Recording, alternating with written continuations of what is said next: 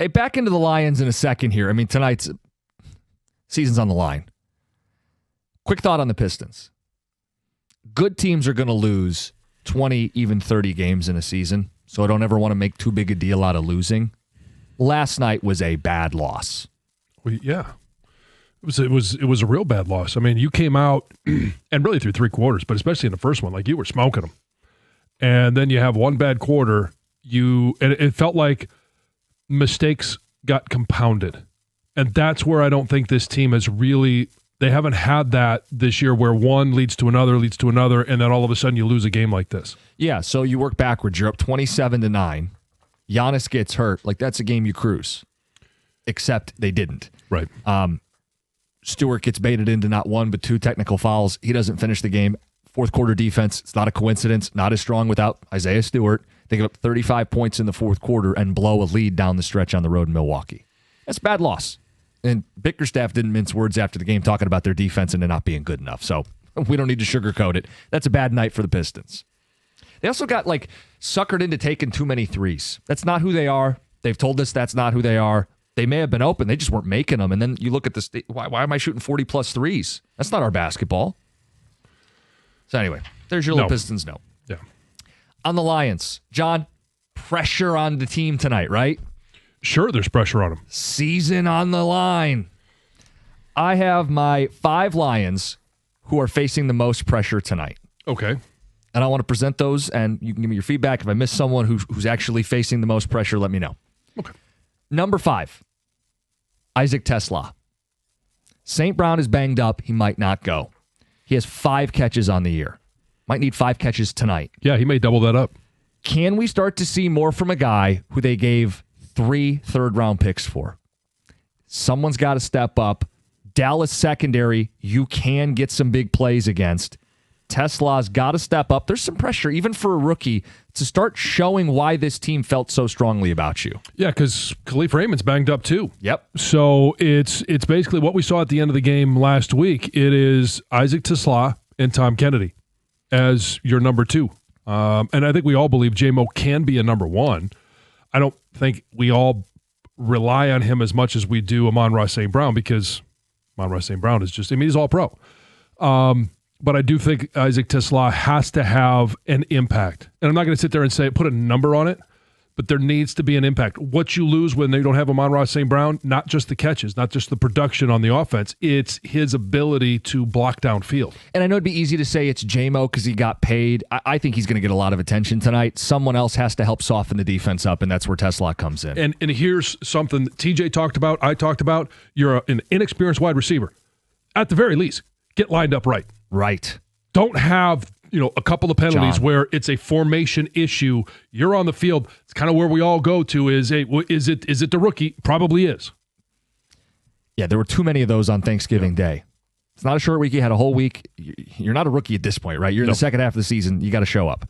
Brian Branch, next on the list for me. Brian Branch. Defense has 1 takeaway in the last 4 games. For a player who is always around the football, he needs to help out. They miss Kirby Joseph. Get the ball, tip it, catch it, force a fumble, fall on the ball. They need to get a takeaway to give the offense a short field and to slow down a Dallas passing attack that ordinarily is just going to chunk play you to death. You need a takeaway. I think Brian Branch is the guy most likely to go get you a takeaway. There's pressure on him without Kirby Joseph. Most people like Brian Branch. They like this style of play. The one thing that we saw early on, especially in his very first game, right? He picks off Patrick Mahomes. We're thinking, okay, man, this is a part of it. Now, Kirby Joseph has been the one that's been the ball hawk back there. Whether or not it's the big hits that causes incompletions, we do need more turnovers. Brian Branch should be a part of that. I'll give you one more thing that he needs to do. Those hits need to be legal. Yeah, don't lose your composure or hurt your team in a big spot. Pressure for him to do it clean. Yep. Number 3, Jahmyr Gibbs. Team's bad on third down. The line's inconsistent. You need someone who gets more than what's blocked. Enter Jahmyr Gibbs. Mm-hmm. If you're not going to go on 13-play drives against this front with this offensive line, you're going to need someone who can bail your offense out. I think Jahmyr Gibbs' big spot tonight, too, especially if they try to play some David Montgomery in the backfield and use Gibbs at receiver. Like, he's going to have to be the guy that breaks open the game for the Lions. Get him the ball in space and see what he can do with it. Get him some blockers. And hey, Dave Montgomery, you can run all you want to the left. Jameer Gibbs, I want him running to the right. I want him behind Big Penny Sewell. Number 2, Lions under the most pressure tonight. It's Mr. Pressure himself, Aiden Hutchinson. 2.5 sacks in the 5 games since the contract was signed. Pressures are down. Team is not getting to the quarterback. They're not speeding up the quarterback. The Dallas tackles are the weakness of their offensive line. Aiden had a sack last year before his leg exploded and 3 the year before. This is a matchup he's feasted. You want to help out your secondary, trying to cover Lamb and Pickens? End the play. Put the quarterback's ass in the turf, end the play. A lot of pressure on Aiden. He's got to bring the pressure tonight.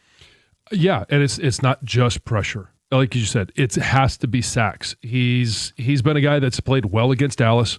We need to see it again tonight. And I'm not a big, how many sacks has he had since the contract? To me, that's irrelevant. It's just a matter of how many has he had in the last few games, and it's not enough. Number 1, you've heard of a gut check? I'm going with a grit check. Dan Campbell, you do not have the team you had last year. You need to find a way to win anyway. The back-to-back stat is legitimately at risk. They've won 14 in a row following a loss. It's in jeopardy tonight. Playoffs are on the line. You might not be good enough, but you have to be gritty enough. You have to find a way. Otherwise, we can take down all the grit signs. This team's not finding ways to win these games. They're just not tough enough. This is a real check on their toughness at home, following a loss, backed into a corner. And for Campbell, you may have to swallow your pride. If you can't convert 4th and 3rd downs, you're going to have to punt the football or kick a field goal, and that just might be what they have to do. Yeah, it's be the better coach. Yeah, that's a good way to put it. Be the better coach. Go out there. Be a reason that you give your team a chance to win. Don't be the reason why you go back into the locker room and you're talking to TJ after the game going, boy, I really didn't like that play call. Right. I don't need to be doing, I probably should have done that different. Yeah.